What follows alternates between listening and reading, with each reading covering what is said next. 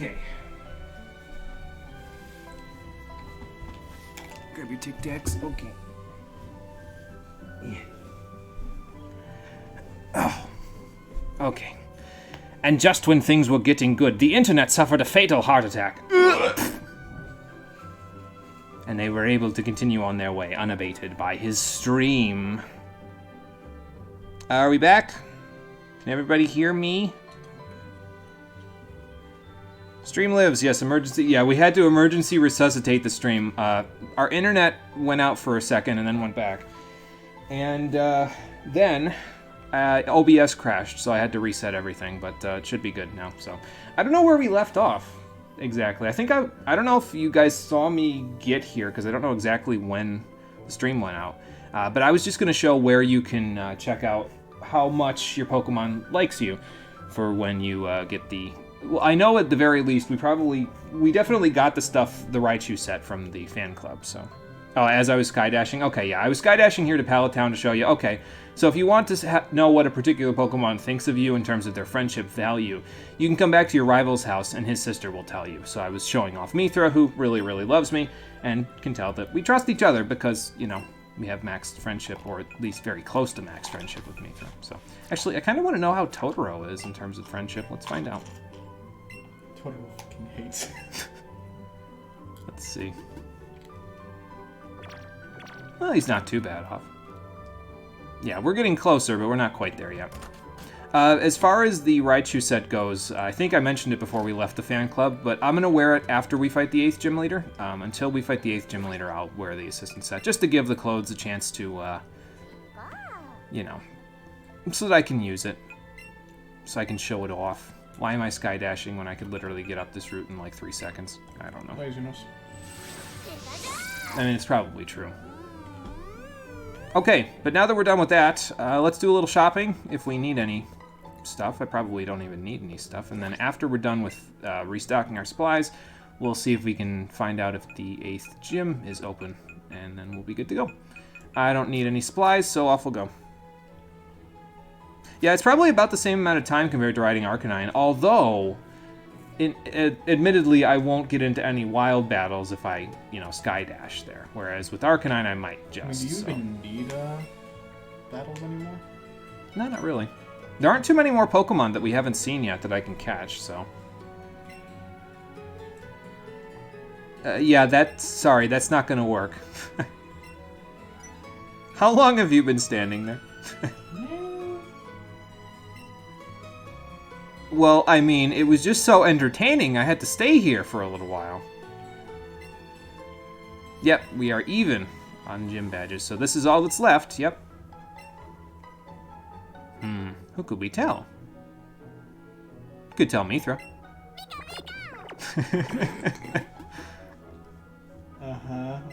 Makes sense. Sorry, I had to say it. You know, that old dude was here before, maybe he'll know something. Sir, do you know anything about this gym? No? Okay. Well, that only leaves us one course of action. Let's go talk to Professor Oak about it. Okay, well, you could have just said that from the beginning instead of letting me mess with you. So yeah, it actually directs you right back to Pallet if you didn't come here before, so. Well, I mean, we've been on a whole long adventure. We've been through almost the entire region at this point, so. Oh, there goes the pie. Cole, go get it. Bye, Cole. Oh, Professor, that joke wasn't funny when he was younger. Come on. Oh, boy. Just open up the oven, Cole. What's up, Blue? Well, thanks. We, you know. Oh, yeah, I was going to say about our badges, but yeah, also with Team Rocket, you know. We did, yep. Just take the credit. No, hey! you held off Archer to make sure I had the opportunity to take down the boss, man. You deserve credit, too. Don't undersell yourself here. Oh, do you? Okay, what do you got?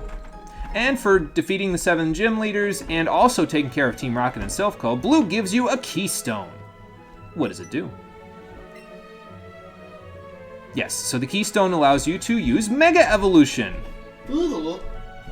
Of course, we don't have any, you know, keystone items, but we'll figure that out later. Yeah, you need a Mega Stone in order to make a Pokemon Mega Evolve in battle. So they use that as... They actually brought the Gen 6 mechanic up into Gen 7 here because apparently it was popular enough with people who played Pokemon Go that they wanted it in this one. Or maybe Game Freak just figured, yeah, you know, it's our most popular transcendental game mechanic. It's more popular than Z-moves, so And yet, use it. it's not in Sword and Shield. Nope. Excuse me, I'm gonna throw this And actually, I think this may also coincide with Pokemon Origins, because if I recall correctly, Pokemon Origins, which by the way is a fantastic 4-episode miniseries featuring Kanto, I think it came out in 2018 when this game came out. Should really go watch it if you have not. It's very good. I thought it was really well done. So, took like 60 Pokemon to get the National Dex expansion. You have 98 with the revamped catching structure. Yeah, exactly. And that's what I mean, is that that's one of the major things about the capture mechanics that is really good, because it means, hey, you can actually go out and catch the Pokemon that the professors want you to go catch now, without it being like incredibly tedious to do so. Well, okay, maybe I'm over making that sound worse than actually. It's not incredibly tedious, but it is tedious to do it for like, let's say 60 species, so. Because, I mean, you're only going to use like a fifth of those, at the most, between the Pokemon that you use in your team and their evolutions. So, you know. Sad Now Fire Red's postgame actually was harder to access, because catching Pokemon doesn't feel organic. Yeah, I guess it kind of makes it feel a little bit less organic for the games before this, even though they had good postgames and everything, but... Oh, God. Okay, I'm trying to see if this is a haiku. 1, 2, 3, 4, 5. 1, 2, 3, 4, 5, 6, 7. It's a haiku. Damn it, Professor! I love how the music cuts out. Anyway, and Blue also gifts you with some basic Mega Stones. A Venusaurite, Charizardite X and Y, and Blastoisinite. So if you weren't using the starters before this, the game's basically saying, what the hell were you doing? So... You need to have a thing next to you. You need like a... I need a soundboard, so whenever I do that where I go real close to the mic, it just like... I can just crank the game. Yeah. And he wants us to give those a try when we take on the Pokemon League. I will use Mega Evolution in this playthrough exactly once, and I think it'll be appropriate for the situation, but I don't personally like it all that much, because most of the time it's overkill, so... There's no such thing as overkill in Pokemon.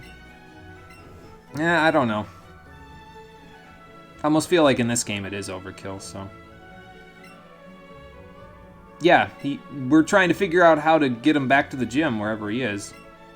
You know, they're putting up some flags here. Maybe Blue's the 8th gym leader. He was traveling through the entire game. That'd be some crazy bullshit. Wait, hang on, what'd you say?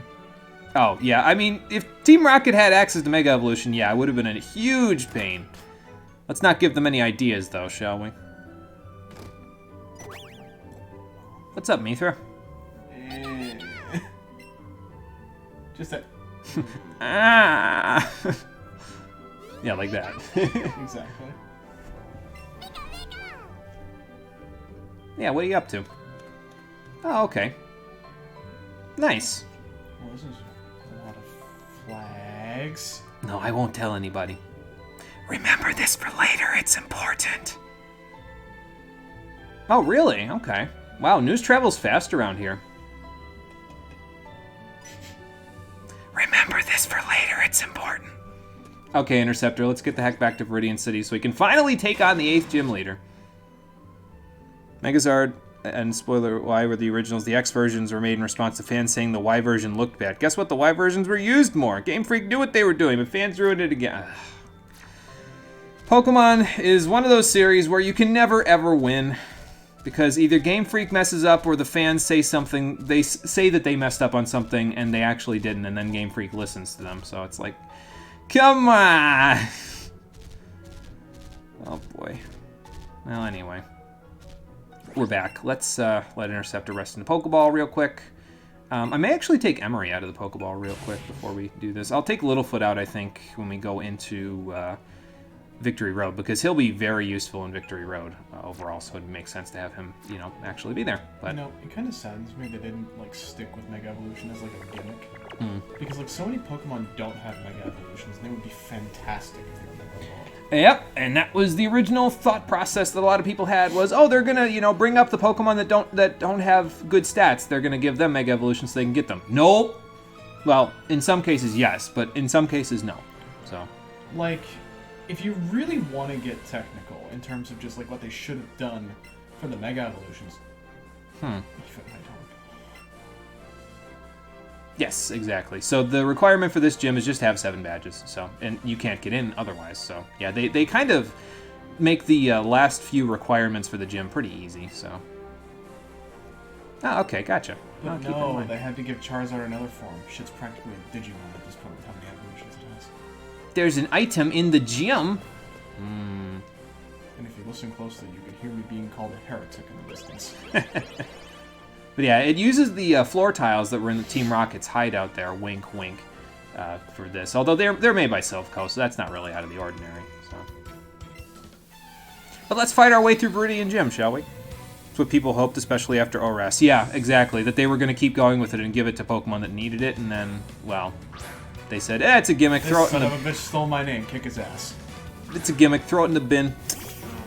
Really don't like Zard at all. I have a plan to use Charizard for my Gen 1 playthrough, but the main reason why I use Charizard in Gen 1 is because of his typing. Fire Flying is so nice of a typing. It just makes everything nice and balanced in your team. So, and it was almost exclusive to Charizard back in Gen 1, so it actually helped pretty good. Unless you wanted to use a legendary Pokemon, you'd pretty much have to use it. Okay, rant time. I need to talk about Mega Evolution because now I can feel it building in my stomach. Okay, listen. If they had just stuck with Mega Evolution as a gimmick, let's think about all the benefits. First of all, you have weaker Pokemon that are not as meta competitive. Having the ability to be competitive with Mega Evolutions and have their own things be fixed. It's obvious they listen to the community every once in a while with how they should fix their Pokemon. Now we have hindsight involved. So we make these Mega Evolutions viable and make all of them relatively similar in power. Like, sure, you've got some of the powerhouses, but they all have, like, weaknesses and shit. They're just more relevant than they were before. Now let's think about the other thing. They don't need to make an entire dex of new Pokemon when they can just throw in old ones and have them have Mega Evolutions. Oh, but people would complain about that if they didn't make a whole lot of new Pokemon. So, you know what that would fix?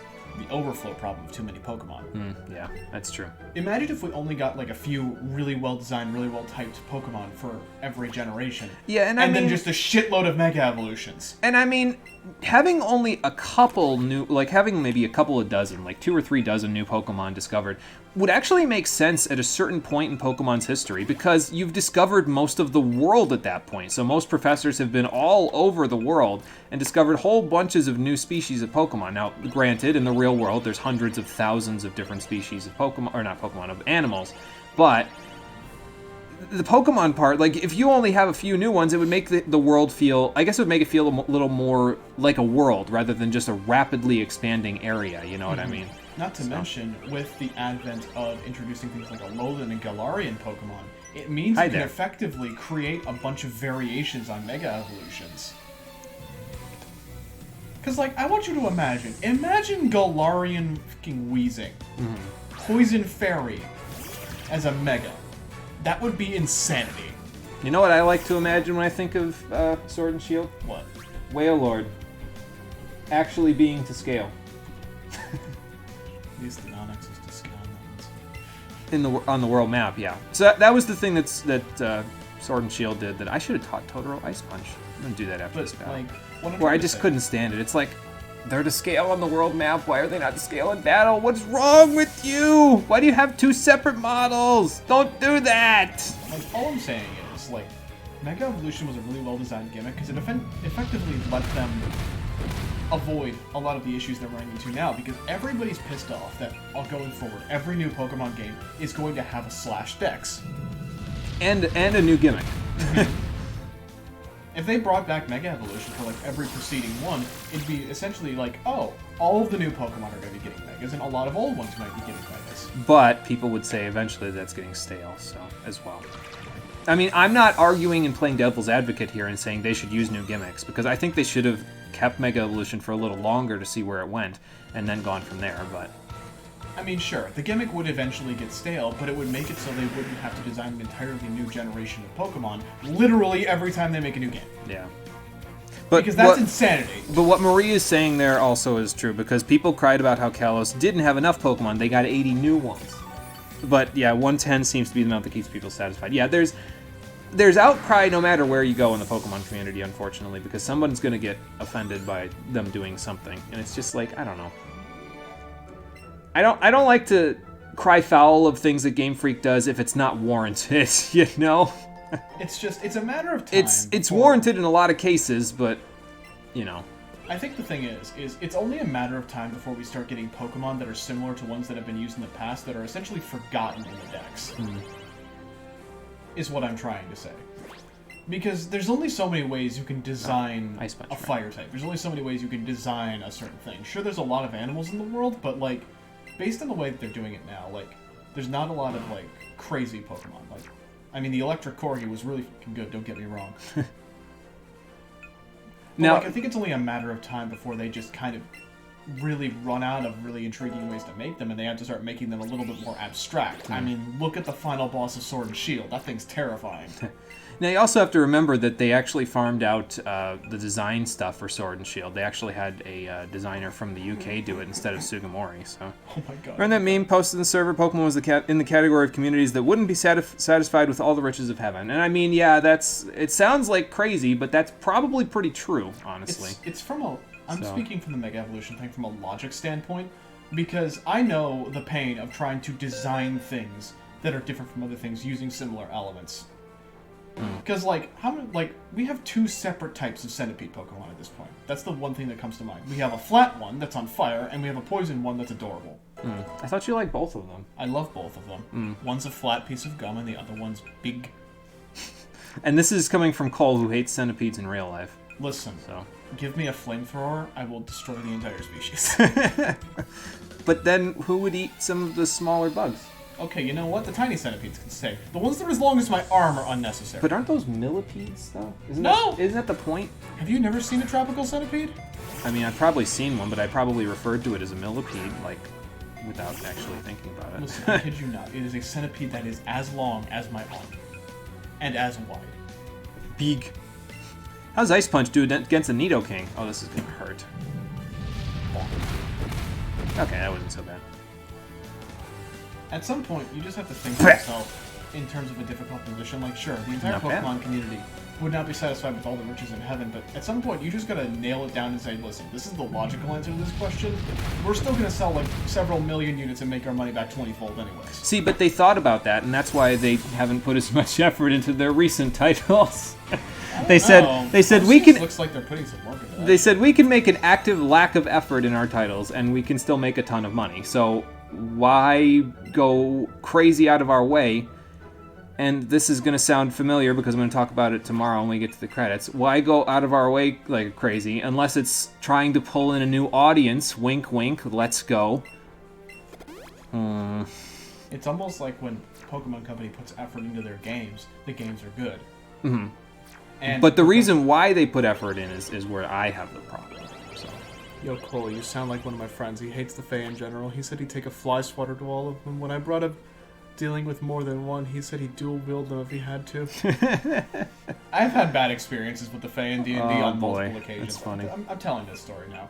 Oh, I had a Dragonborn named Gorg. Gorg was legendary amongst my friend group because he was Russian and his intelligence was 13, but he acted like he had an int of 8 most of the time. So that means he had above average intelligence, but he acted like he had below average intelligence, right? Yes, because he was a barbarian. Because the average is 10, right? I don't know anything about D&D, so I'm asking these questions. I'm sorry if anybody's like, oh, come on, man, you should know that. So, he had above average intelligence, way above average strength, decent dex, good charisma, and his dump stats was wisdom. He did not have very good hindsight. Let me tell you about the time I went into the Feywild with Gorg. Oh, God. And how I canonically destroyed an entire species. Listen, what ended up happening was, we went in. You stayed away from where they were rumored to live if you valued your life. Well, yeah, the Fae, in most lore, are pretty well known as tricksters, and, you know, well, tricksters is putting it lightly. That's a euphemism. They can be pretty mean-spirited, I guess, and it's also a euphemism. That depends on what kind of Fae you're dealing with. No, that's true. If you're dealing with the Winter Court, you're up shit creek. If you're dealing with the Summer Court, you might live. Well, yeah, Maybe. Kingdoms of Amalur proved that to us. Although, in Kingdoms of Amalur, the Summer Court... Well, the Summer Court itself didn't try to kill you, but a member of the Summer Court, who ended up actually being a Winter Court member, if I recall correctly, definitely tried to kill you. So essentially, what happened was... we were going into the Feywild to essentially hunt down a bunch of hags that were messing with the town, and practically at this point the town had 5 people left. The session started when they had, like, I don't know, fucking 500-ish? How do I get up there? So at this point, we were basically at the end of our road, and we said, I okay, see. we're either going to go in there and kill everything that moves, or we are going to die trying. So of course, we go into the Feywild, and it was an absolute disaster. I can't imagine why. So, what ended up happening was we journeyed through everyone's memories, we saw everyone's backstories. Gorg argued with his grandfather for an hour straight in session, 10 minutes out of session. And then eventually we got to talking to Mom, who is the Queen of the Winter Court, if y'all don't know. And she essentially said, yeah, I can't really help you with the hags, but I can sure as hell give you some stuff that would help that. And of course, Gorg immediately says no. He's like, at this point, he has not talked to anything in the Feywild, he has not looked at anything that is not a wall. Because at this point, Gorg has realized that he needs to start using his head.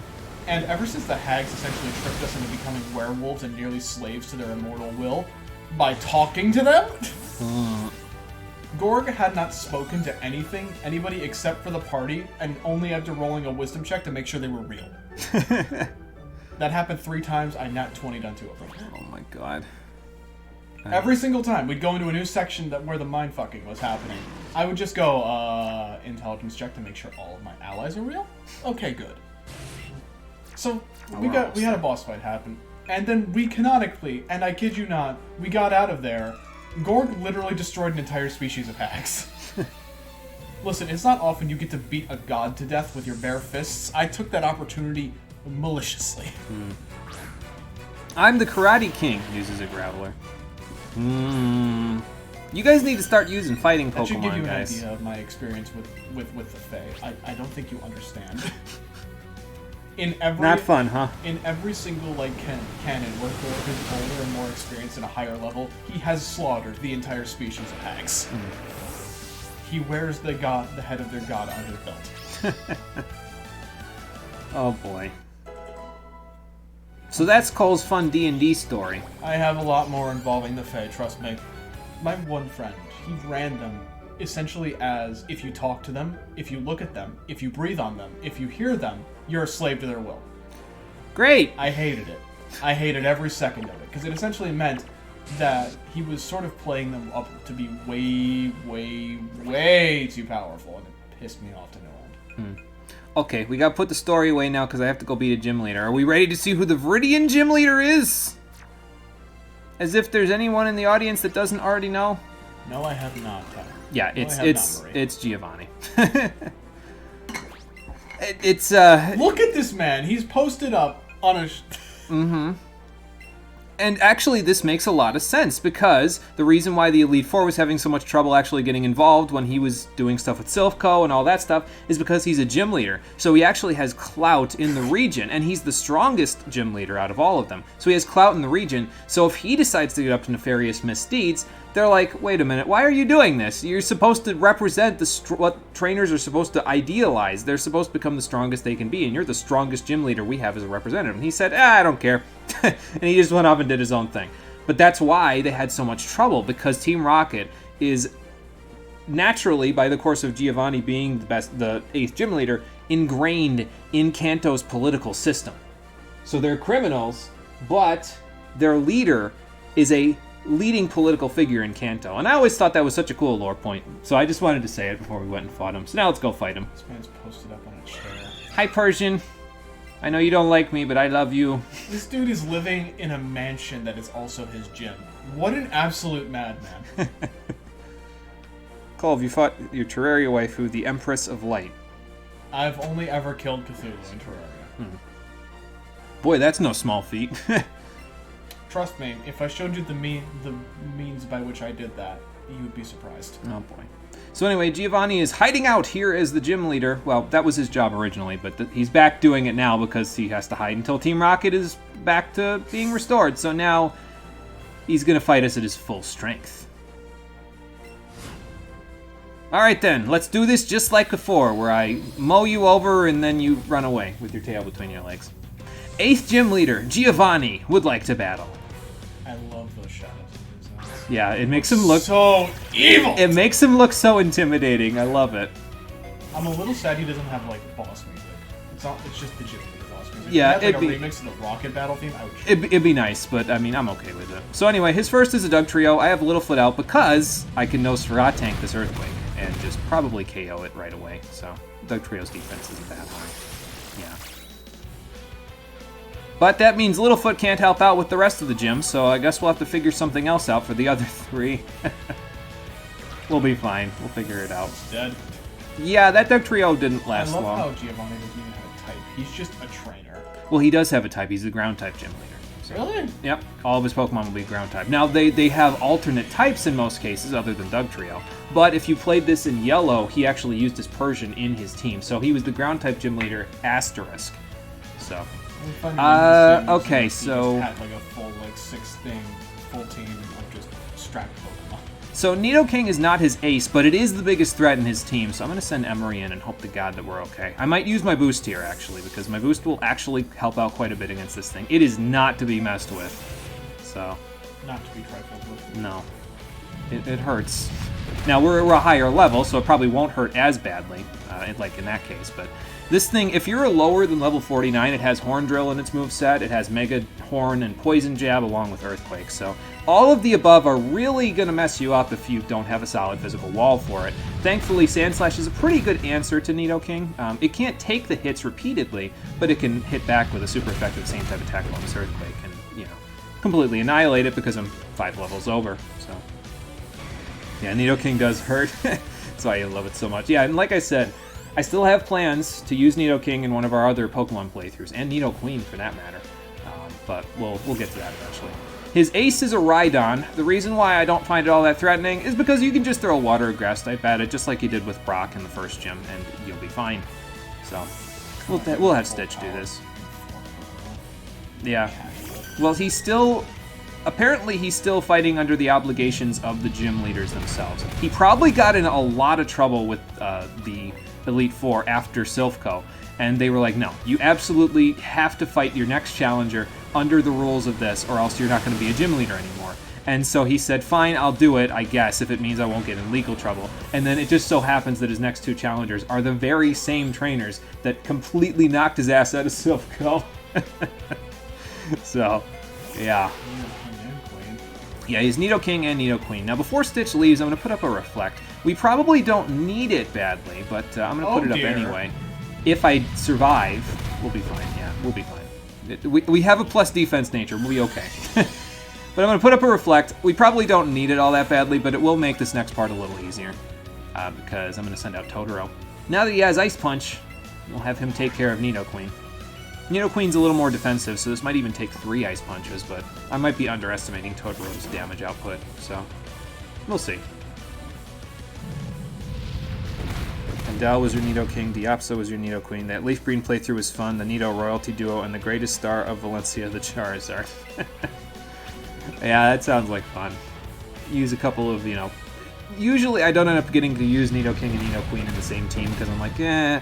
I mean, they get good type coverage, but they're the same type, so sometimes that kind of doesn't gel with my team. But endlessly amusing if one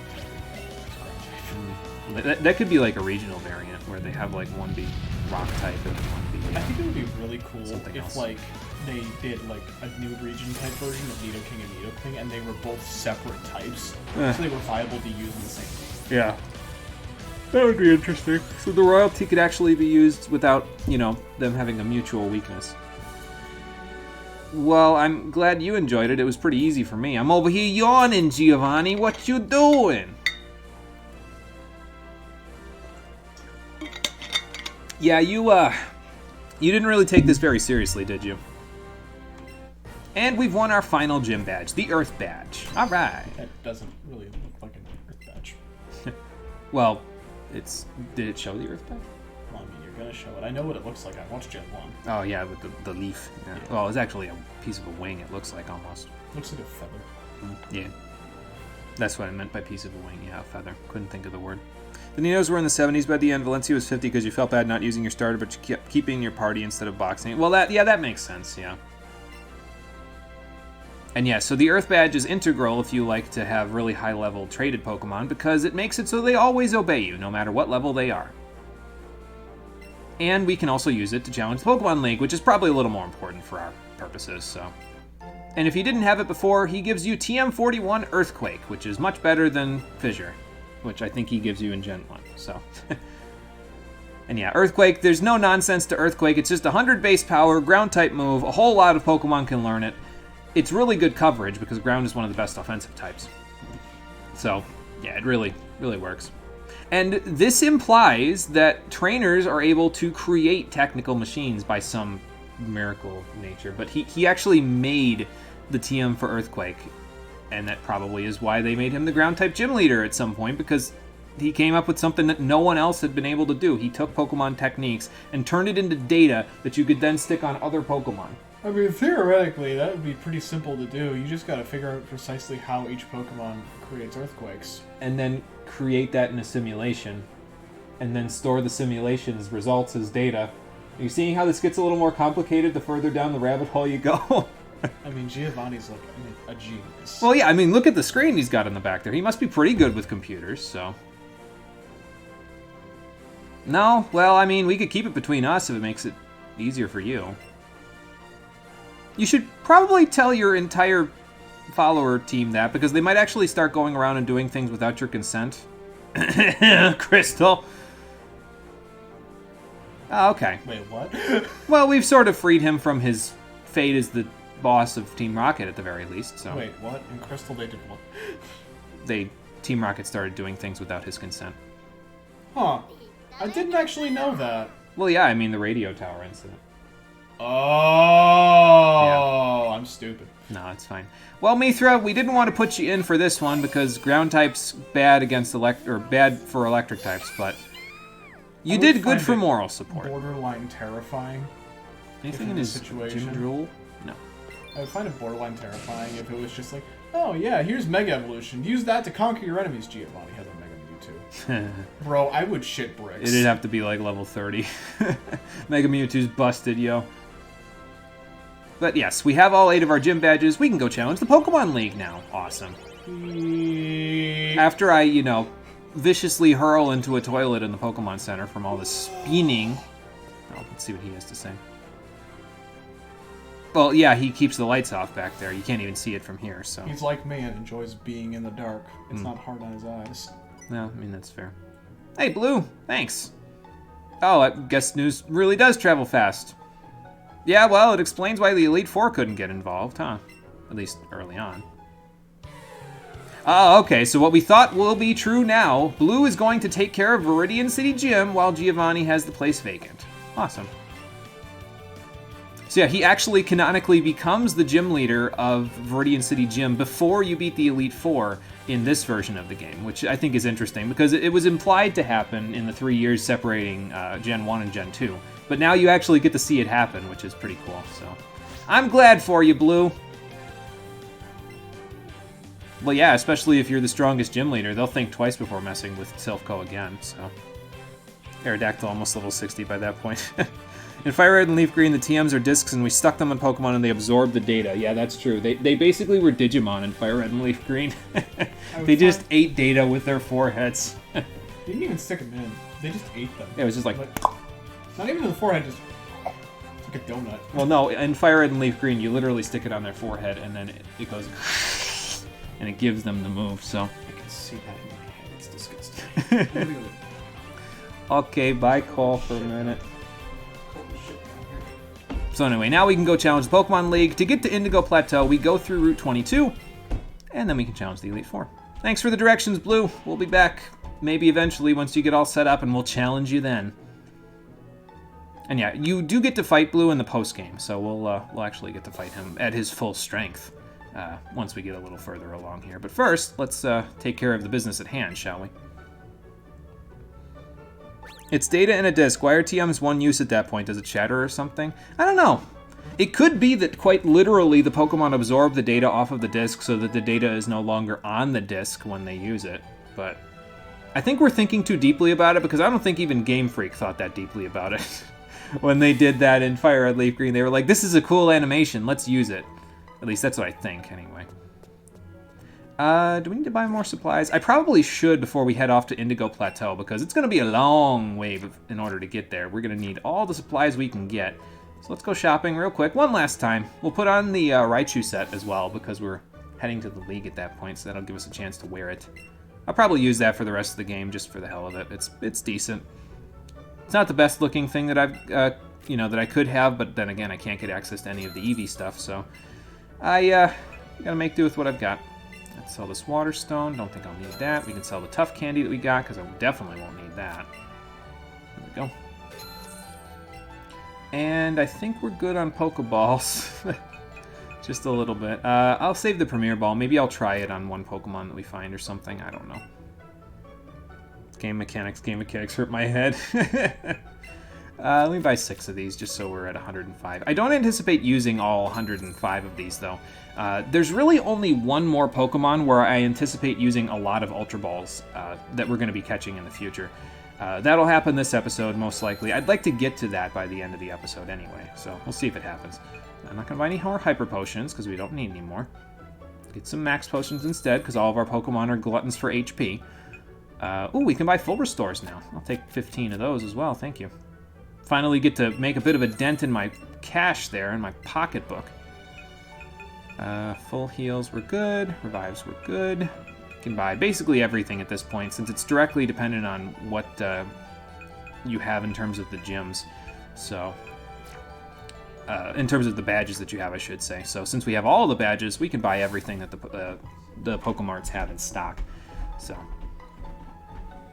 okay, now before we head off towards the Indigo Plateau, let me just switch around Mithra to the front of the party. And yeah, Littlefoot, actually, you can stay there for now. We'll take you out of the Pokeball, though. There you go. Let you wander around, because usually when you're wandering around, you get stuck on things, or you have to pop back in the ball because you're too big. It's okay, though. You probably remember this place. I mean, we didn't come here originally when we first caught you. Actually, you may not remember this place, because this is probably the first time you've been out of the ball around here. Well, we'll make an adventure out of it then, Littlefoot. We'll be going off to new places, and then you can come back home and you can tell Ferdinand all about your adventures. Because you both are from Viridian Forest originally, so... Actually, I'm going the wrong way. Can't get to the League from here. I gotta go up through the grass here. But before we head to the left, I'm gonna save again, because... Did I put Mithra in the front of the party? Let me see. Hang on. Oh yeah, and we get to see Giovanni's smiling face on the save screen. Yeah, that was a joke. Giovanni doesn't smile very often. But yeah, I'm going to save here because I have a sneaking suspicion that when we go this way, we're going to find something. I'll wear the assistant set for the rest of the battle, and then I'll put the Raichu set on after we're done. So I can look presentable at the League. Looks so awkward, makes it look like it's actually a frog. Yeah, doesn't exactly look like a dinosaur. It's probably just because he's weighed down by that plant, you know. Makes it hard for him to run around. Well, where were you? Did you? Oh, okay, you got the Earth Badge too. I think if we checked the statues, which I must have forgotten to check while I was looking at that revive that we got in the gym, but if we check the statues, you'd actually see that your rival didn't get the gym badge before you did in this particular case, so. Well, yeah, we already got all the badges. It'd kind of be a waste for us to... I mean, we would have made a bunch of friends along the way, but we might as well challenge ourselves one last time. 2 out of 3. He had a scythe on his shirt. Oh, boy. So, the new Final Fantasy DPS job might be using a scythe and have wings involved somehow. Oh, good. I can't wait to play Warhammer 40k and... I mean, you might basically at that point you would be. But anyway, before we head to the Pokemon League, we have to fight our rival one last time. Let's see if he's improved. Well, he's got a Pidgeot, so I guess that's pretty good. He had it if he got to that Pokemon in Silphco, like in his team, but he didn't. So yeah, we'll just do what we usually do. This is much better. I can sit here all nice and comfortable, like I'm taking. You mean to the apartment? Yeah. Huh. And just like that, like most flying types in this game, Mithra can handle them very handily. Yeah, in this particular case, it makes perfect sense, right? Because the gym had just reopened when you got there, so it makes sense that he wouldn't have gotten it before you. I'd forget if in the original, if your rival had it, though, when you got there. But then again, the gym didn't literally just reopen when, when you got there in Gen 1. Like, it had been open for a little bit. It's implied that it had been open basically since Cinnabar Island, so... Oh, they didn't in the originals either? Okay, so I might have just been misremembering. So, that's interesting. Yeah, it is a nice little detail, actually. I didn't know that about Gen 1. I knew it about this game, but I didn't know that about Gen 1, so that's interesting. Keep that in mind. I gotta remember to look at the statues when we go there in the Gen 1 playthrough, so hopefully I remember that. This is a decent preview of a later battle, though, where we'll be fighting our rival, because he has 4 of the Pokemon that he'll have later. He'll have a full team eventually, but not just yet. For now, though, we just gotta... basically, you're getting a preview of, hey, these are the Pokemon that I'm going to use against his Pokemon later on. Although I think I'm going to use Emery against his Jolteon in this battle, whereas in the battle later on when he has a full team, I'll actually be using Littlefoot against his Jolteon, if I recall correctly, because Littlefoot doesn't have as good of a matchup against another one of the Pokemon that he adds to his team later, so... But we'll see that eventually. This is all, like, future stuff. You don't have to worry about that for now. For now, let's just finish this Marowak off and then move from there. Me too. Actually, if that gets a crit, it might hurt it a little bit. Okay, no crit. That's fine. See how you like a little Ice Beam! Blech. Didn't like it at all. But yeah, like I said before, Vaporeon isn't exactly getting KOs where I'd like it to be getting them. I mean, it doesn't matter too much, but it's not the best. It's fine, though. I'm okay with my decision. I'm not going back on it now. So, okay, and Jolteon. So let's let Emery take care of things here, and then we'll be good to go. Why doesn't he have a team of 6, and how does he raise 2 Pokemon that fast? Well, I mean, remember, the Pokemon that you can catch in Let's Go are pretty high-leveled in the wild, so... You might have an easier time of it. Although the Pokemon that he catches... Let me think about it. The one you can get in the 40s in Seafoam Islands... What's the other one? And the other one... I forget where you can get it, but I don't think it's... I mean, it's not, like, super low level when you get it, but it's not super high level either. Like, it's probably the high 30s, if I remember right. Nope. Still got way more to go before you can even come close there, sir. I don't know about that. Not anymore. I think I can look after myself just fine now. Thank you very much. What, you've never been surpassed by someone? Well, but that's the idea. Here's the important thing, though. As long as you do right by your Pokemon, I don't think it matters if you win or lose, so... Alright, go for it. I'll see you at the Pokemon League. Let's see what Mithra has to say. Well, we will, Mithra, not to worry. We will battle again very soon. I don't know when we'll battle me again, but we'll battle again soon. No grinding on wild encounters, though. That's true. Although, technically, well, only if he's following my rule set, right? If he wants to, he could just catch a whole ton of Pokemon and, you know, basically use them to, quote-unquote, grind up experience. Because if you catch multiple different Pokemon, you get more experience. You don't get as much, because you don't get all the multipliers of having, like, a new Pokemon. But if you're pretty good at the catching technique, where you, you know, like you can get a great throw or an excellent throw every time, and you get a size bonus and all that stuff, you can rack up a pretty decent chunk of experience points, so... I just haven't been demonstrating that all that much in this playthrough because, well, we haven't really been catching other Pokemon, so... Yeah, he could grind, just not in the same sense as in previous games, that's all.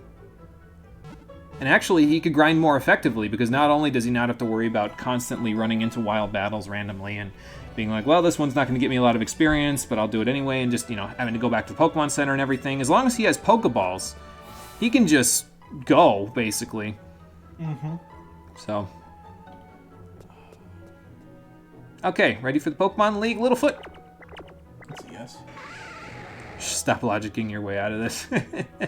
Alright, Littlefoot, let's go. We're off to the Pokemon League. Actually, first, hold on. Let me get the Raichu set out. I mean, the alternative is your rival literally just made his Pokemon eat like 50 rare candies. I mean, yeah, that could be. Okay, so now we'll have Pikachu and Big Pikachu. I kind of hate that Raichu kind of just has gotten shafted for all these years. Because Pikachu's just the more marketable one. Like, listen, how about you just get rid of Raichu? Well, they gave it an Alolan form, though, to kind of, you know, accommodate for that a little bit. So yeah, there's the Raichu set. It's not bad. I like it. I was expecting it to have ears. Was I wrong? No, I mean, it could have ears on the hat, but yeah, they didn't give it ears. I like it, though. It's not too bad. It complements Pikachu because it's not exactly the same color as Pikachu, you know what I mean? It's a little more... a little bit more grayscale, I guess. And so, but there's still primary colors in it, and the primary color is like orange. So Pikachu's is yellow, we've got orange, so we're in good shape. I like it, like I said, so we'll use it for probably the rest of the playthrough, honestly. I could mix and match to do some styling and profiling, but yeah, I don't know. Maybe I'll figure that out after the league, but for now I think I'll just stick with what I've got. You can find like Poliwag and stuff in this little patch of water if you really go look, but yeah, I think we're okay. There's quite a few water types that we didn't catch because, well, we didn't have access to Sea Skim until much later in the game, but that's okay. Okay, I forget if we came... I think we came here in the first episode, but now we can actually pass by this gate because this gentleman will let us through. Because we have the Boulder Badge. Awesome. So now we can continue. Just gotta keep moving. Route 23. Yep. The route to end all routes, at least in Kanto. And you could go through these little checkpoints before this, like if you came back here each time you got a badge, but, well, before you had Sky Dash, that would be kind of inconvenient. And, well, you couldn't get all the way through anyway, so you might as well wait until now to just finish it all up. So, you also got 3 golden raspberries right there, so those will come in a little handy in a little bit. You can't cheese your way past the Thunder Badge guy in this particular version, unfortunately, like you could in, what's it called, in Gen 1. Yeah, I mean, I could give it to you if you want it. I don't have any use for it. What's the worst that's going to happen? I'm just going to end up selling it on eBay, probably. I just love how that's always a plot point, though. They're like, hey, you've got Lieutenant Surge's autograph, jackass. It's like, I didn't even want it. He just gave it to me. He literally, he just gave it to me, and I didn't even get the badge until after he played a practical joke on me and gave me the autograph. That's pretty funny, though. I didn't do anything. I was minding my own business. Yeah, that. And we also got 3 golden Nanab berries, which I don't think we had yet. No, we didn't have any, so those will come in handy for one particular Pokemon coming up soon. I'll probably be using all of my golden raspberries and golden Nanab berries on the next Pokemon we try to catch, so like the next event Pokemon, interactable Pokemon that we try to catch, so. I love how it's like a checkpoint. Yeah, well, it is. The entire route is just a giant checkpoint to get into the Pokemon. Well, that's what it is. They're all checking to make sure. Now, they used to have, like, in this particular game, they had 8 trainers, but sometimes in other games, they would have, you know, just the one. Mm-hmm. And then they would say, okay, well, you have it. Yes, no. Okay. Yeah, those are literally just bananas. At least Nanab berries were pink. Yeah, they made them just actual bananas, basically, so. Not the most creative solution, but I mean, whatever. What the hell is this one dude just... Oh, he's like a checker. He's a checkpoint, yeah. He's swimming. I don't think you can go right here, though, and get past him. I think he, like, stops you if you jump in the water here. Yeah, like that. Yep. So, yeah, you can't cheese past this guy, even if it looks like you could. So. Wall clip. Yeah, you probably do. In order to get past him without, you know, anything else, probably do need a wall clip. More golden raspberries. We take those. Mm-hmm. Those will come in handy.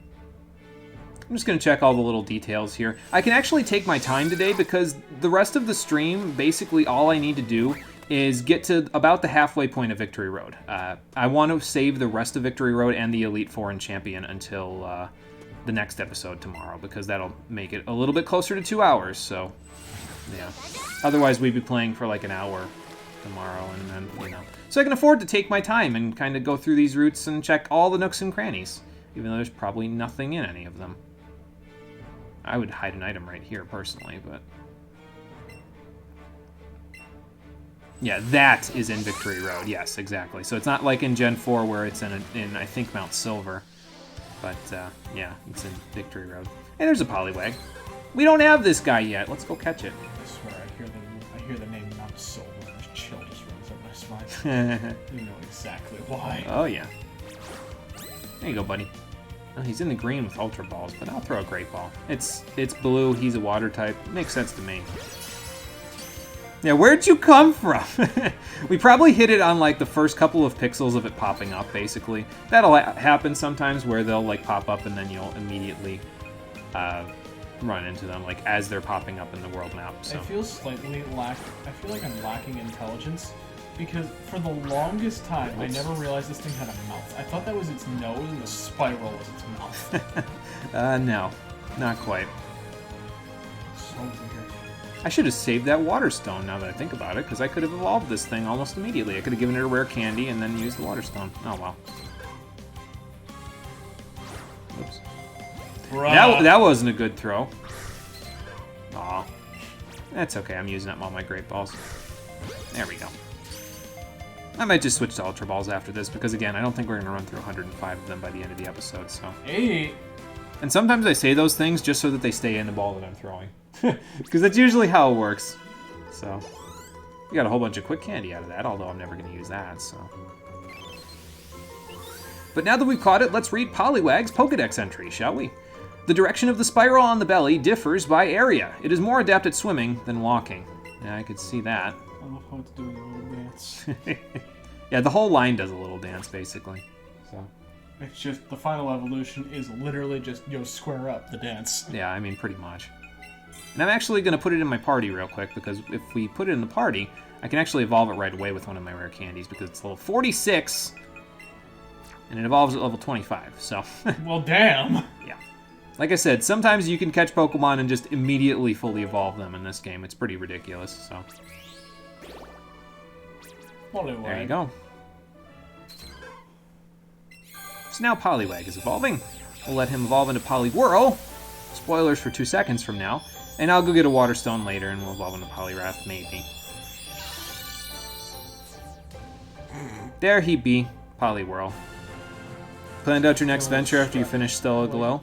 You're getting out your Japanese version of Alpha Sapphire and shiny hunting a Giratina because you have the shiny charm. Oh, nice. Nice. Well, that'll help out a little bit. Makes it a little easier. Shiny Giratina. Things I will never have. It's just a complete, not even a Venn diagram. It's just a circle, a full circle. Let's read Poliwhirl's Pokedex entry, shall like we? A meme format. Mm-hmm. Under attack, Poliwhirl will use its belly spiral to put the foe to sleep. It then makes its escape. So yeah, it learns Hypnosis. You know, given how dark some of the Pokedex entries are, I was thinking it was puts its opponent to sleep and then snaps its neck. I mean, some of them I wouldn't be shocked by such things, but maybe Poliwrath does that. I mean, if you had the determination and lack of sanity like I do. Oh, hang on. Well, you see, I don't have either of those things. I forgot about something. Hold on. If I had any sanity, I wouldn't be raiding in 14. We still have rare candies. Let's evolve another Pokemon. I think this should be your 100th. Yeah, I think so. Or maybe Poliwhirl was the 100th. I don't know. Let's see the big boy. He's gonna turn so metal. He goes from a cute little rock with feet to this. So we've evolved Kabuto into Kabutops. It's a Scyther, but more ancient, and kills you faster. Oh, it's hash slinging from a lull. So let's read Kabutops' Pokedex entry. A slim and fast swimmer, Kabutops sliced its prey with its sharp sickles and drank the body fluids. You see? There. You see what I mean? There you go. Half these Pokedex entries are, they use their bodily parts to just murder the shit out of people. And then there's Poliwhirl. Put it to sleep, run away. No, put it to sleep and snap its neck. Be like your brother Kabutops. I like Kabutops. It's probably one of my favorite fossils. It's simple. It's such a cool design, though. Its head is just enormous. Well, it's supposed to look like a trilobite, except with, you know, claws. Bro, trilobites are terrifying. Have you ever actually seen one? I've seen a fossil of a trilobite, yeah. Exactly. Also, I mean, if I saw a real trilobite, I probably wouldn't be here right now. Bro, you ever hear of a horseshoe crab? Oh, good lord. Are those the ones with, like, the 6-foot-long feet, basically, or crab legs, No, the rather? horseshoe crabs. They're like the ones with the big shells on top and the giant F-off stinger. Oh. At the bottom of them, and they're eldritch abominations. Oh, okay, gotcha. They're like Bastiodon, too bad it kind of sucks. Yeah, Bastiodon's pretty cool, too. So, A lot of the fossils are really cool. yeah, I actually like a lot of the fossil designs now that I'm thinking about it, because, like, they're all usually, like, interesting typings or interesting Pokemon in general, like, in terms of their designs and everything like that, so. And then there's the Sword and Shield ones, which don't even get me started. Yeah, again. except the Sword and Shield ones. We don't talk about the Sword and Shield ones. Please kill that suffering creature. Oh, by the way, spoiler for later. If you want an easy battle against a certain trainer that is very, very good with one particular species of Pokemon, you can actually catch a Fearow on this route, and it can come in fairly handy for you, even at this level, to help out with that trainer. We'll talk about that more once we beat the Elite Four. It's not really relevant for right now, but we'll get there. Yep, Wild Fearow here. There's also a Wild Execute here, if I recall correctly, but we didn't see any just here. You know, on the subject of flying Pokemon, can we just talk about how a Braviary's pre-evolution Spearow. could only be Oh, found look, on, you can like, find a random Nidoking. Oh, Well, that's cool. I'm going to get another Moonstone eventually, so we'll evolve our Nidorino, but you can get Nidoking here, apparently. Just wild. Just like that. Just like, there's your Nidoking. big boy. But anyways, like, can we just take a moment to, like, think about how you can only find, like, Braviary's, like, pre-evolution on Victory Road? Mm-hmm. We were just talking about that earlier in the stream, actually, yeah. Where a lot of the stuff you couldn't get until, like, routes 9 or 10. It's pretty I'm over ridiculous. here like, bro, I just want a flying type that looks really cool, and you're gonna put the pre-evolution on Victory Road? What kind of a pedestal does this thing have? This thing better one-shot the legendary. Yeah, well, thankfully in Black and White 2, they give you access. Well, actually, it's just in White 2. They give you access to Braviary at, like, level 30. That's great. Yeah. Yeah, Wild Nidoking, apparently. I don't know where he got the Moonstone from, but apparently he's there. Bro, So. I'll tell you exactly what happened. This one happened. Random Nidoran just walking around, strutting, and a piece of moon rock just falls on his head. Just, Oh, what's that? I am now the king of my species.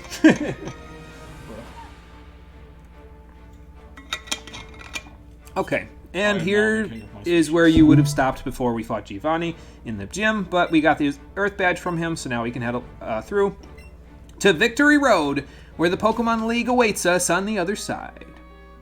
There's quite a lot of trainers in here that are aspiring to also be against the Pokemon League.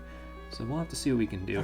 I'm actually going to put Littlefoot away because I don't think that the area in here is going to be big enough for him to actually fit. So. I love how, like, Victory Road's always been like, oh, there's just a lot of elite trainers just walking around trying to get to the end of Victory Road. And instead of focusing on getting through, you know, like, the dangerous obstacles, they just decide to beat the shit out of each other. Yeah.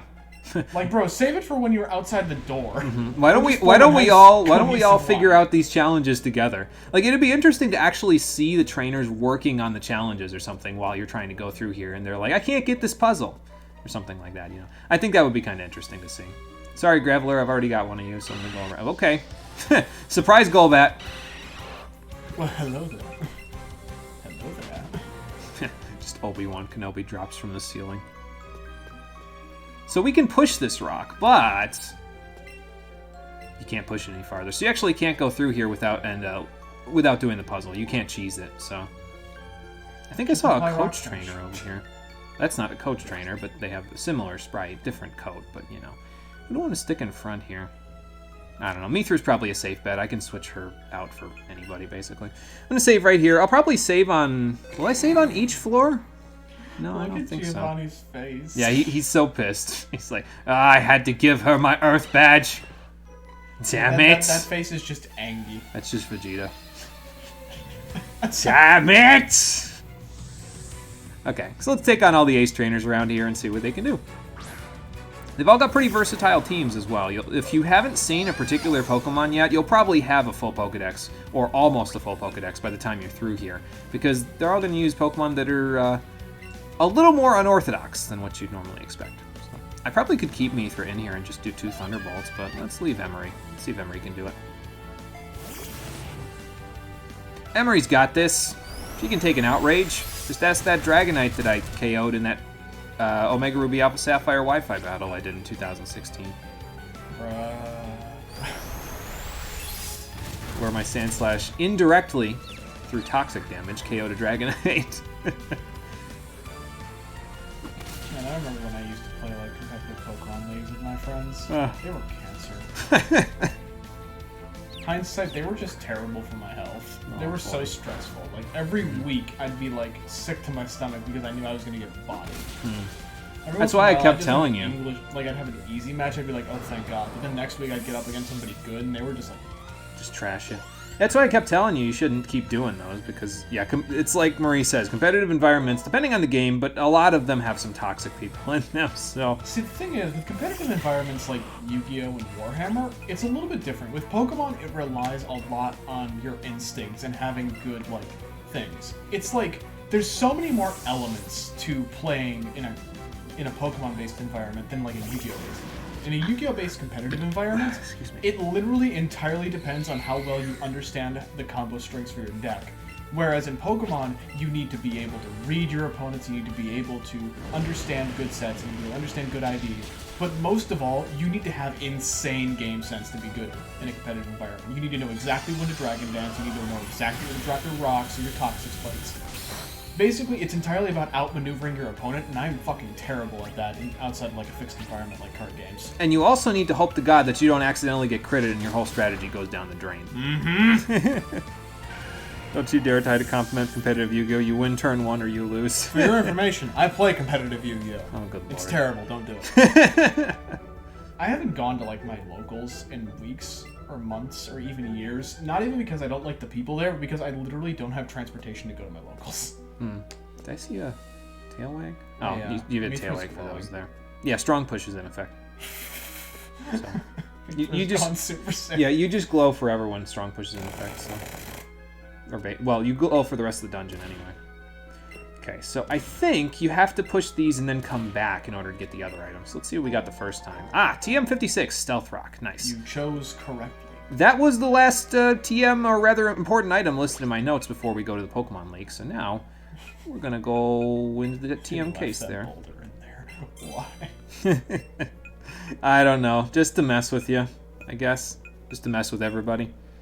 And we're actually going to teach Stealth Rock to Emery. I'm not one to really embrace the meta in a lot of cases, but Stealth Rock is one of those situations where if you don't use it, you're literally just gimping yourself. And I haven't had a chance to Swords Dance yet where I've actually needed it. And if I need a boost, I'll just use Mithra's boost. So I'll use Stealth Rock instead. See, it'll come in handy for us in the next few Pokemon things. Going back to the subject, since we got off track and I started talking about card games. When I play Pokemon, my thing is like, I don't like using boosting moves like Dragon Dance and Swords Dance because they need to be timed perfectly or you just die. Literally. You just get like rolled over if you get bad switch. Like you need to like plan the switch, plan how you're going to Dragon Dance, to get plan rid how you're of... going to deal with what's left. So here's how it works. If you're going to use a Pokemon with a boosting move in any competitive scene in Pokemon, you need to make sure that you know what that Pokemon's checks and counters are, and you need to get rid of them before you start boosting. Because once you get rid of their checks and counters, if you start boosting, then there's literally nothing your opponent can do. Yeah, that. 5 steps ahead. Yeah, yep. See, in card games, you don't have to think 5 steps ahead. You just have to play your deck. Yeah. And then it's a little easier happen. because all the planning happens when you're playing a card game. All the planning happens when you're building the deck, rather than when you're in the middle of the game. So that is a Ditto. Yes. I don't think it's a good idea to let Ditto copy Mithra, because Mithra's kind of the strongest person in my team. So, who do I want to give to this person? So generally, when it comes to, oh god, Marie knows about hand traps. God, don't even get me started on the forehead.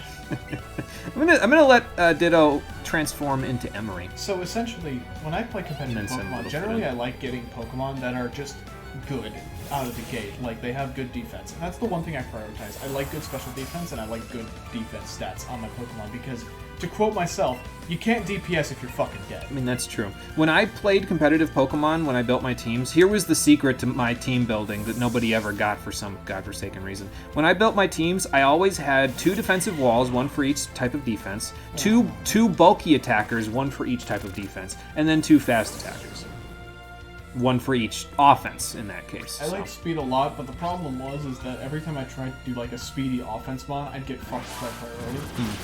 You just use speedy Pokemon for revenge killing in a lot of cases, though. Like, literally every single time that I would use my bulky attackers. Ow. Like, I'd have really, really thick, like, special defense and attacker, and I'd have really thick defense attacker. It wouldn't really be that much of a problem for me to deal with any type of threat, because it was just like, I can just tank whatever they throw at me, and if they switch, I can just reply to their switch. Because sure, they'll double switch me and be like, oh, I know he's going to send out his defensive wall, so I'll switch in my special defensive wall. But there's only so many times we can flip-flop between those before you have to start attacking me, my dude. Yeah, before somebody finally gets fed up and just attacks, yeah. I don't like glass cannons in Pokemon. I prefer to be able to at least tank hits when I'm playing, so that way I have room for error, I think is the best way I can put it. And for defeating this Ditto Coach Trainer, you get the final 10 Pikachu candies that they'll hand to you for free in the game. And we're gonna do that. We're gonna use those. I probably don't need them at this point, but I'll use them anyway because we've already used them before. See, my other weakness was I had this thing where I love Dragon types, and Dragon types kind of just get shit on by Ice types and Fairy types. See, the problem is you didn't start playing competitive Pokemon until on or after Gen 6, when Fairy types were introduced and Dragon types weren't ridiculously overpowered, like they were in Gen 5's metagame. Actually, I shouldn't say they were ridiculously overpowered in Gen 5's metagame, but they were pretty powerful in Gen 5's metagame, so... I don't know why I like Dragon types so much, it's just, it seems like a lot of them have really good typing, and also really sick design work. We have really high stats. Absolutely galactic stats. Yeah. Hey, Ghostan, how you doing? Welcome. We are in Victory Road, making our way to the Pokemon League. Got our 8th gym badge not too long ago, and now we're exploring and spelunking around, trying to find things other than Golbats, although I don't think there's any... Well, there's one new Pokemon I'm going to catch in here, but, well, we'll talk about that in a little bit.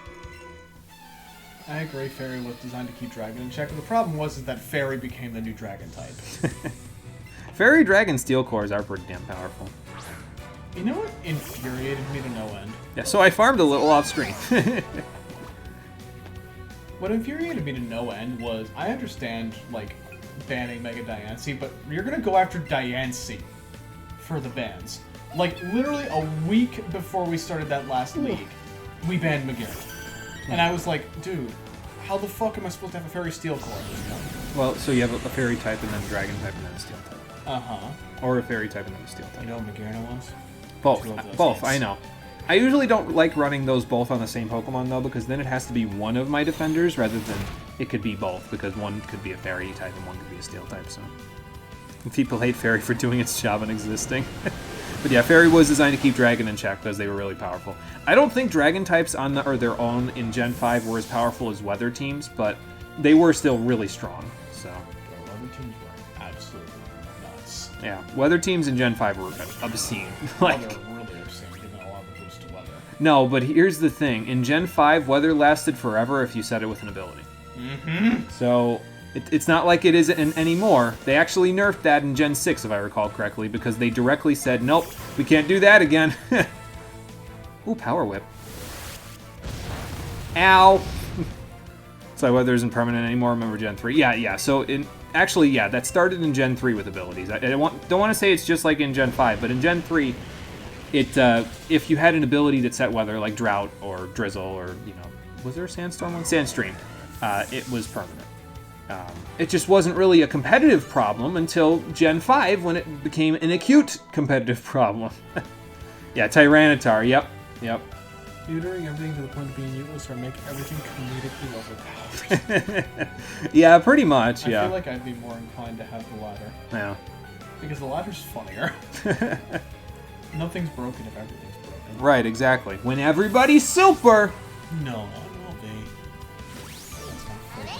That is seriously one of the best quotes from like a cartoon / Pixar movie ever, though. It's just so relatable.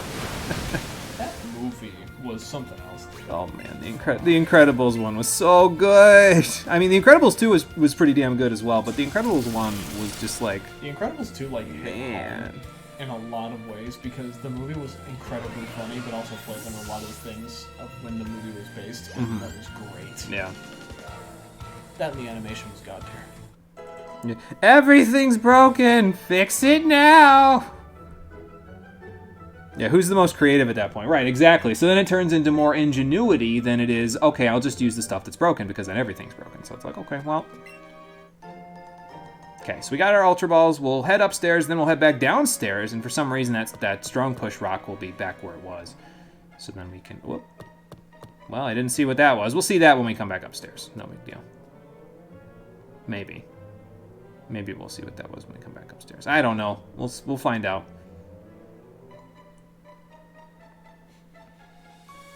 Let's see. 2 kind of missed that 60s and 70s tone and style that the original had. Yeah, I would agree with that. Was that a Machoke just running around on the screen? I was reading chat. Yeah, it was. Oh my god. It gets worse the more you look. Oh my god. Zero. Oh, Jesus. Cole's just showing me all the spicy memes today. My Facebook feed is on point. Yeah, but I agree. I think the original kind of had that it almost in a lot of cases felt like a spy movie in some cases from like the 60s and 70s. Like it had that feeling to it. It was a little more old school in its presentation and design in terms of like how they presented the superheroes, you know what I mean? But I actually kind of enjoyed that quite a bit. And I mean, The Incredibles 2, I think the problem was that it was made so much later than the original that you kind of ended up having a bit of a lost in translation thing there. Oh, Mithra's afraid again. Now we know what that means, but I got you, buddy. We'll be fine. Here, hang on, have a golden pineapple berry. That should soothe your stress and fear. There you go. Yeah, surprise Zubat. It's like nothing has changed in 2 decades. Oh boy, yeah. Oh, what do you got? Another present. A stretchy spring. Where did you find this? You know what? I don't I don't think I need to know. I'll take it. I'll keep it. It's a gift thing. You just keep these. Yeah, like I said, these gifts that they give you, like the stretchy spring, the chalky stone, the mud ball, they don't sell for much, and that's not really what they're there for. They're there as souvenirs, essentially. Like these are proof of your bond with your partner Pokemon. So, and just like the other strong push rock, if you try to push this one up, you can't get up there from there. So we got to go around, and that's what we're gonna do. I love Pokemon designs. Lost Ditto Evolution. Oh my god, that's an Onix. Hello. Look at the absolute size of this. I'm telling you! Again, this is something that they should have kept. I mean, they kept the size on the world map in Sword and Shield, but then in battle, they're all like 3 feet tall. What the hell? And I think, honestly, I think that has something to do with the fact that originally Sword and Shield was going to be on the 3DS, and then they were like, well, we're making this new system. And Game Freak was like, ah, crap.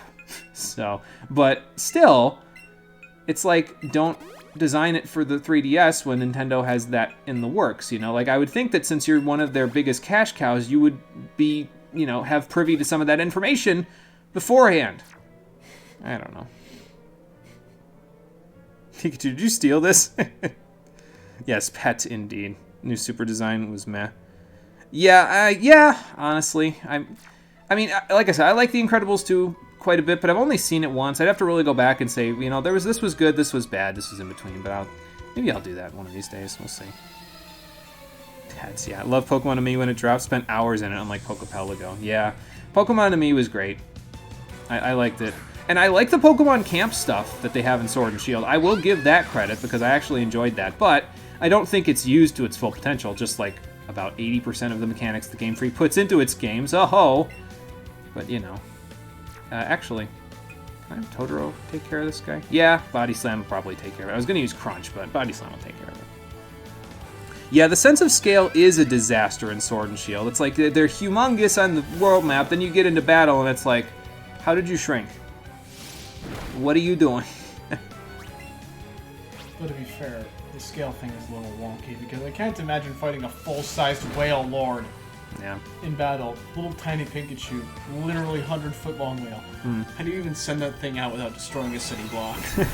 Ask Pokemon Coliseum. They did it pretty good in the Under. I remember that guy. There was a trainer in the Under in Coliseum who had a Wailord in his team, and it just took up the entire town square.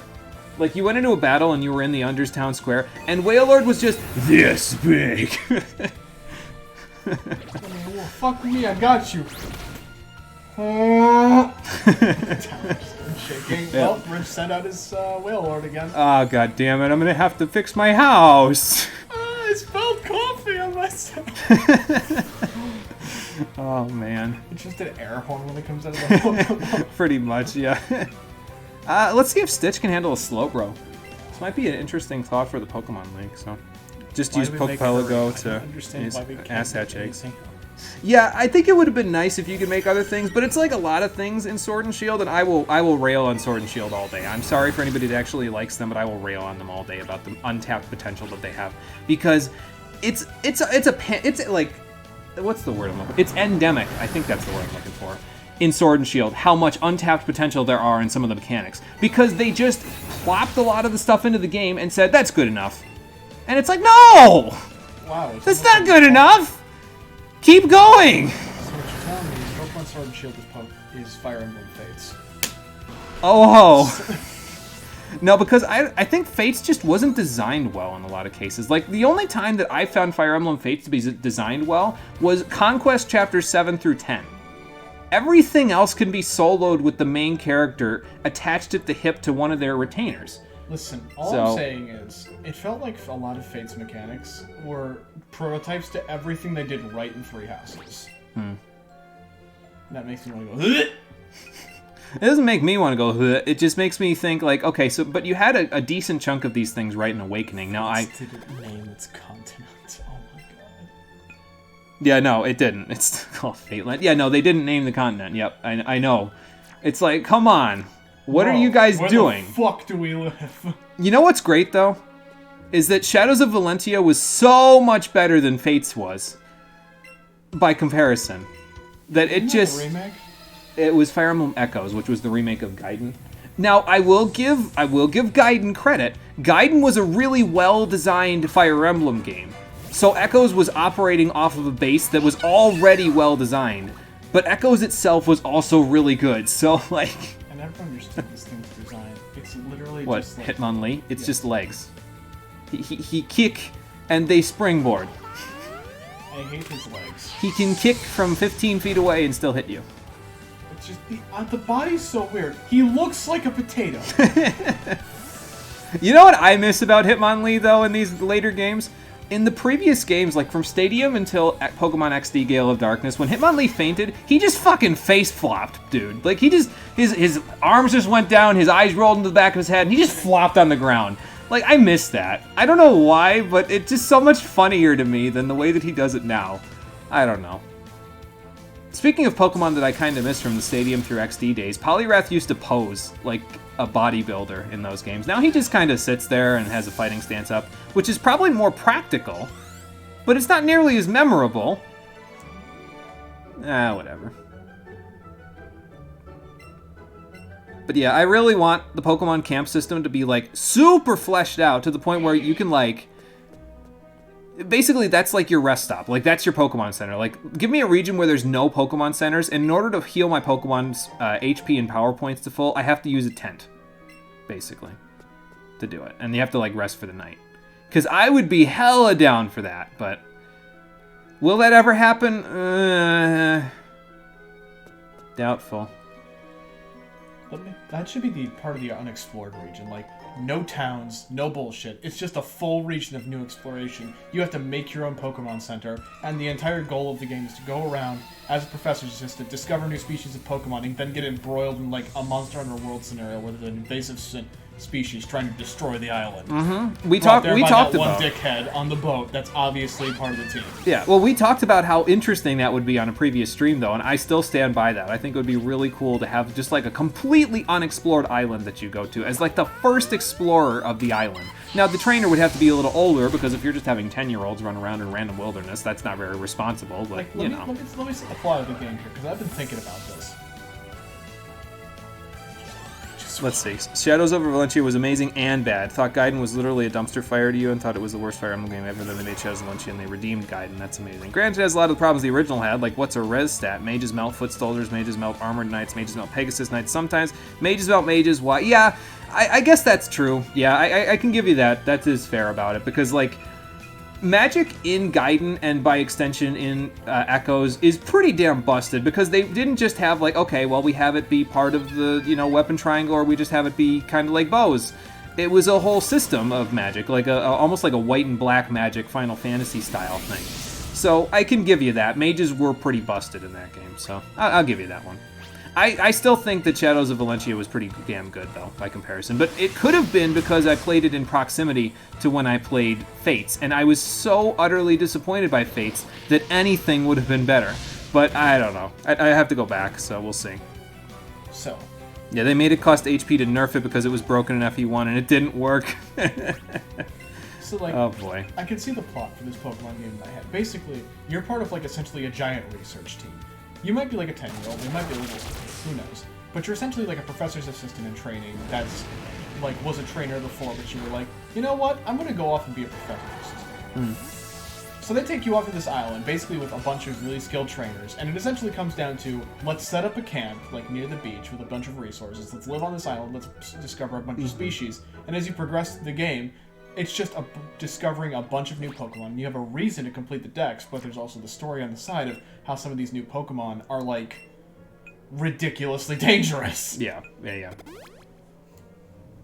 and I think that would be very interesting for like, a Pokemon bro, game. Take some notes from Monster Hunter. Let me get, like, a Gormagala Pokemon that frenzies every Pokemon it gets near. That would be terrifying! Yeah. I think it would be interesting. I just don't see it happening, that's all. That's because it's a good idea. Yeah, well...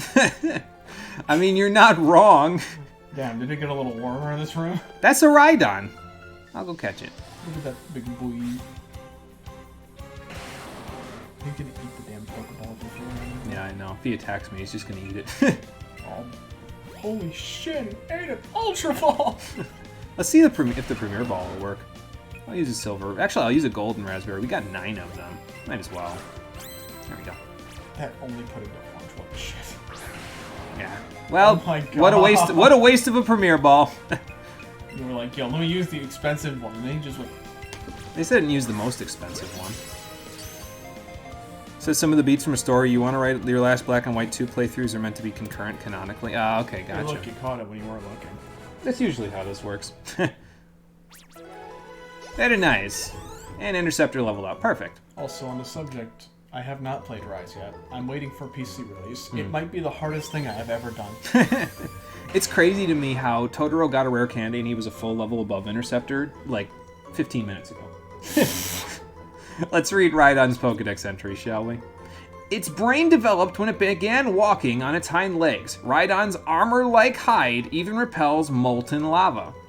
True. It has a resistance to fire. So I like that they set up the repelling molten lava thing, not just because of its resistance, but also because of its evolution.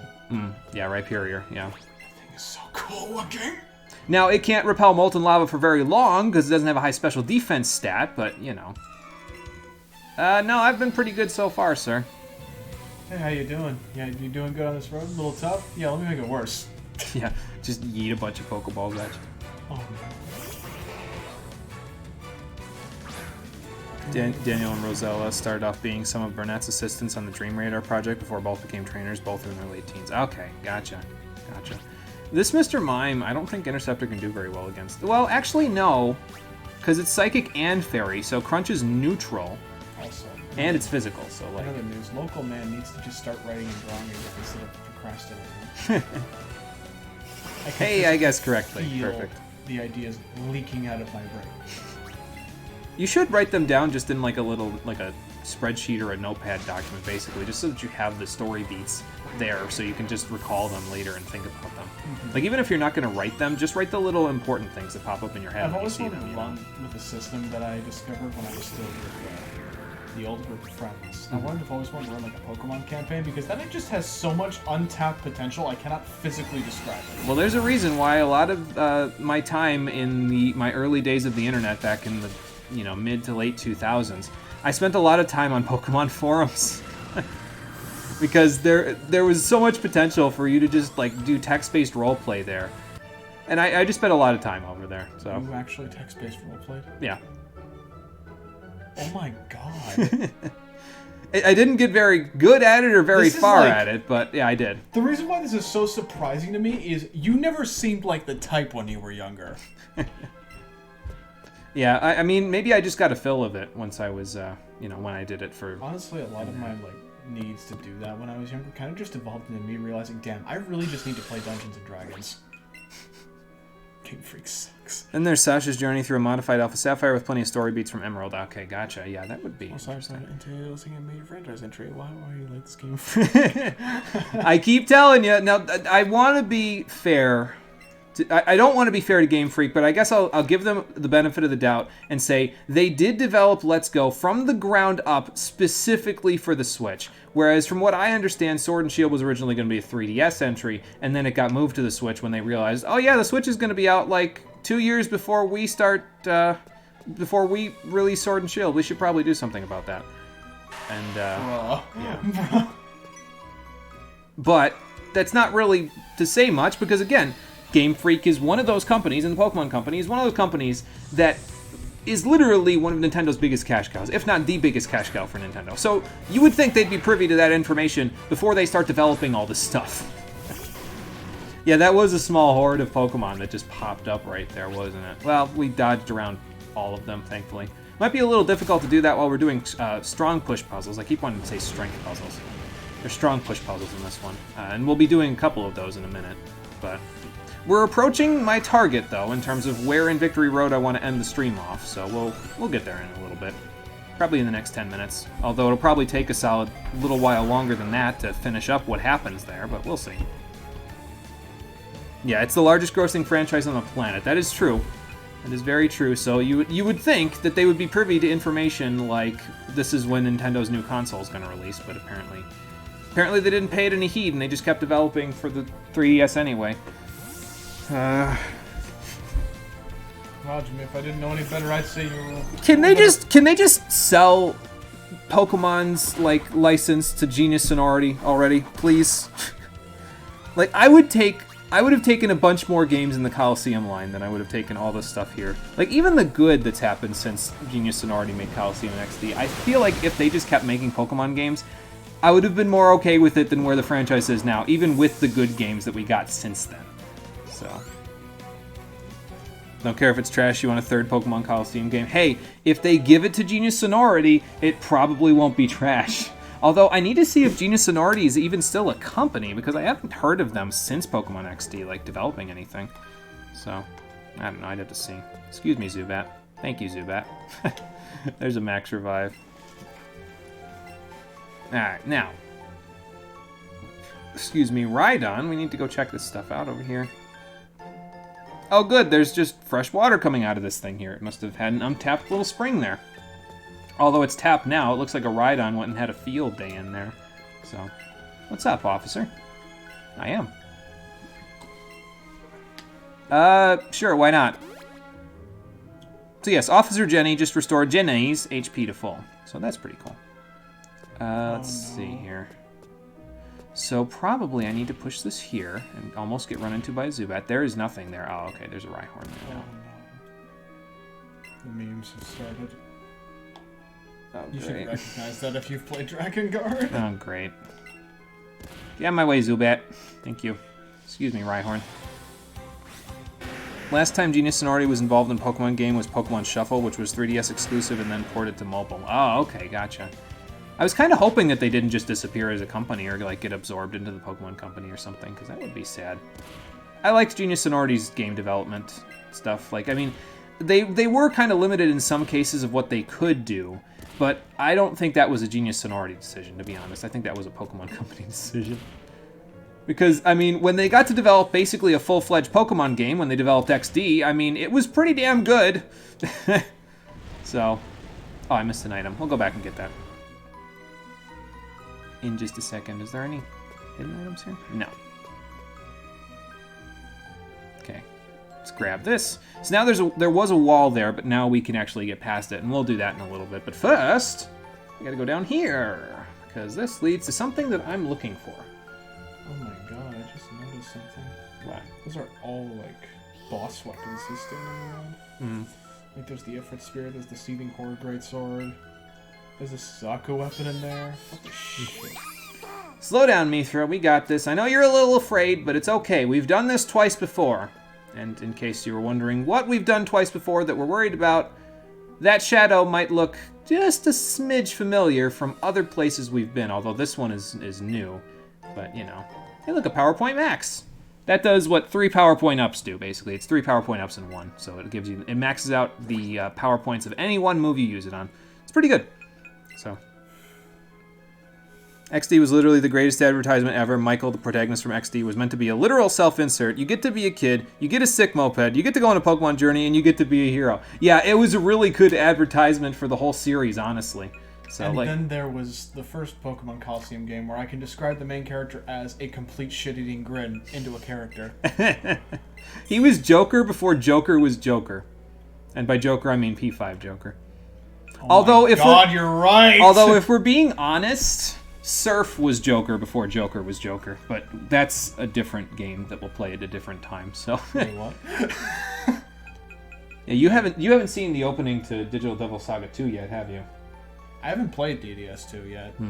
I've been too busy trying to learn how to go through E11S without dying horribly. I mean, that's fair. The hero was a literal terrorist. Yeah, Wes was a literal terrorist. Yes, that is true. He definitely caused a bit of property damage in his debut, so... And we love him, exactly. It was great. Like, you can't tell me you can't just see him with the biggest shit-eating grin on Well, his face. that's because that was the first thing you saw when you played the game. He literally blew up the wall in this team with a dude whose mustache clearly labeled him as cartoonishly evil. And then he just steals something from inside their base, and he just looks at it like, I'm gonna fuck so many people's days up with this thing. And then there was his motorcycle. Goddamn. Oh my god, that thing was so bad for the environment. It was great. The thing I liked about Coliseum is, like, at the very beginning of it, it felt very post-apocalyptic. Between, like, the outfit designs, the team designs. Yep. The motorcycle, the first town you went to was literally a train car in the middle of nowhere. Yep. Yeah, it had a very, like, Mad Max-esque design. And I kind of wish that was just throughout the entire game. I actually really enjoyed it. Like, let me just have that the entire game. Well, no, because the the idea behind it was that the Aura region used to be fairly well-oriented in terms of nature, and humans came in and kind of fucked all that up and desertified the entire region. But it was coming back, and then the Shadow Pokemon incident happened and kind of halted all of that. Until XD comes around, and then things are starting to get a little closer to normal again, because the greenery, you can actually see it if you look at the map from Coliseum versus the map from XD. The greenery around Agate Village that, like, stretched out into other places was actually stretching a little farther into the desert in XD than it was in Coliseum. So I thought that was pretty cool. Wes built his motorcycle, turned it on, and once there was just a hole in the outside. I mean, that's not wrong. Cypher was a literal terrorist organization, and they were one of the only competent evil teams in Pokemon. Yeah, and Cypher was... I really like Cypher quite a bit. Did I save? I've been talking about Coliseum, and I didn't pay attention to whether I was saving. Why the hell do I just want to play our entire GameCube collection again? Stop it. Get some help. Okay, let's head up here and meet with our destiny for this episode. It's a lot not as bright as I thought it would be. Hello. You have a very sharp beak.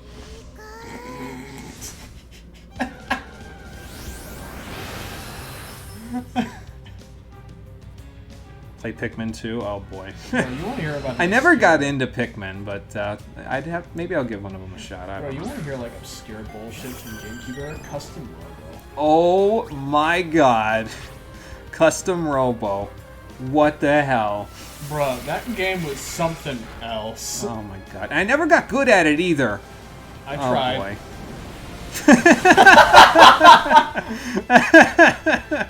Oh, man. Listen, all I'm saying is that Lost World Rahu's theme fucking slapped! Oh, yeah, it did. That game's music was phenomenal. Oh, my God.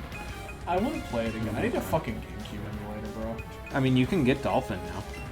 Oh my god, Thing looked kind of mad. I mean, he is on fire, so probably that's contributing to it.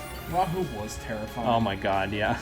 Even more so if you've actually played the previous custom Robo games and translations. Holy shit, that thing has been the reoccurring villain for the entire series. Oh, okay. See, the only one that I played was Custom Robo, which was actually Custom Robo 3, if I remember correctly. Like, there was 2 before that were Japan exclusive, so.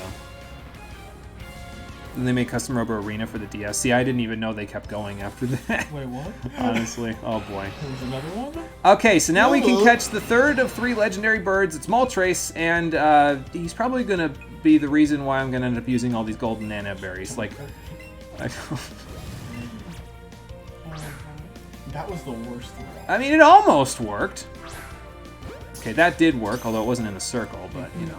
You hit the edge of his hitbox. Yeah. You, like, touched one of his flames. So this is probably the last hard catch in the game, because we have a Master Ball, and there is one more Pokemon that we can interact with that will be a hard catch. But, well, it won't be as hard as this, because I'm using Ultra Balls for this one, so. Oh my god. I think I anticipated that one a little too hard. That one didn't even go straight. Yeah. Okay. If he hadn't flapped his wings, we would have been fine. There we go.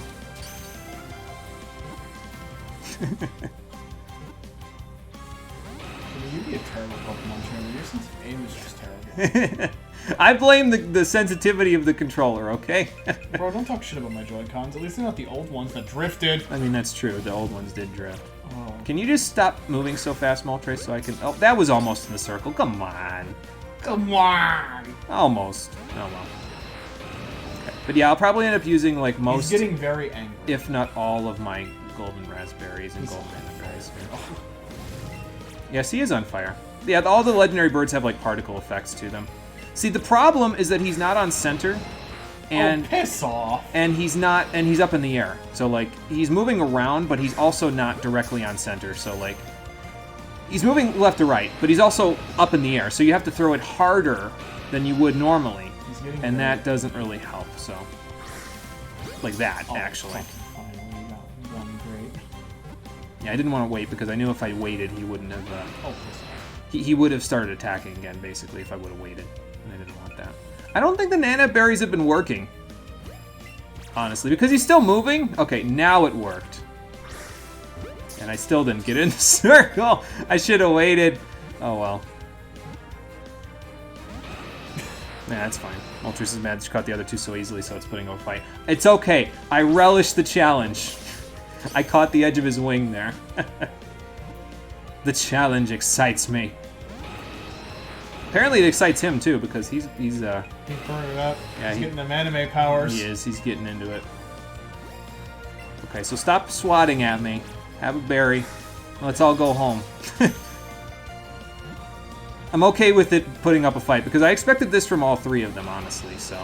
I mean, their catch rate is 3, so, like, of course it's going to be difficult. Yeah, I thought I could anticipate that a little more, but I didn't. Imagine if it turned into blue fire, you'd be out of there. Oh my god, yeah. That would be terrifying, bro. It needs to happen in the anime now. Let's fucking go. Oh boy. I'll keep a few of my Nana berries and everything else. That still worked, I hope. Okay. That's good. Every time! That's bad. Oh, he's moving again. Great. Oh, hang on, hang on. I can fix this!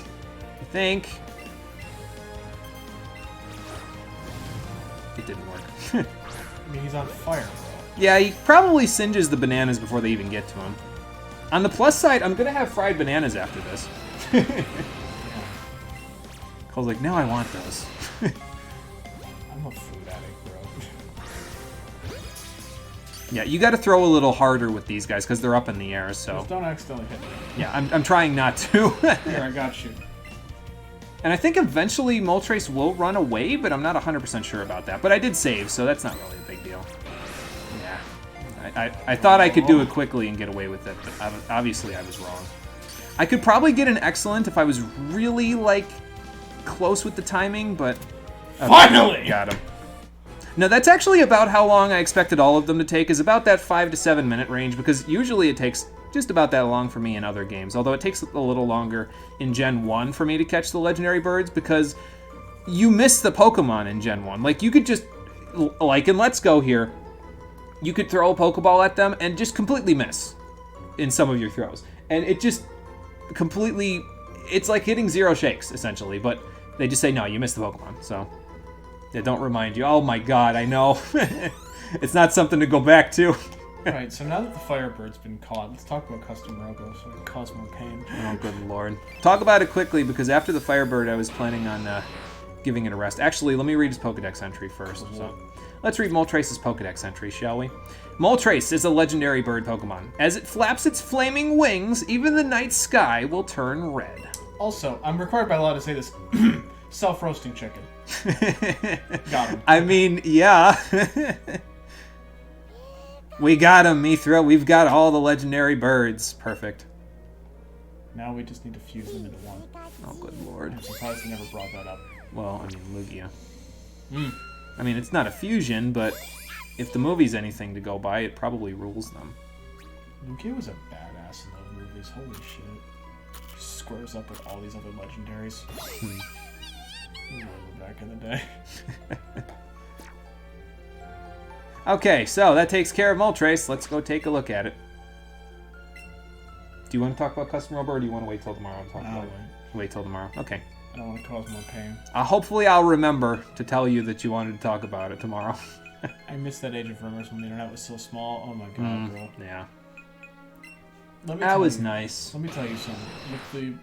With Hasty, that's with not the bad. remakes of Diamond and Pearl coming out, and given that they're probably going to do like a Delta episode but with Platinum, all I'm saying is if Primal Giratina is a thing, I'm going to shit bricks.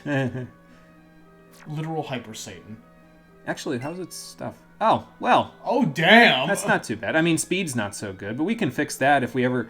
So, basically, the bottle caps that we've been getting, I didn't explain what those really do.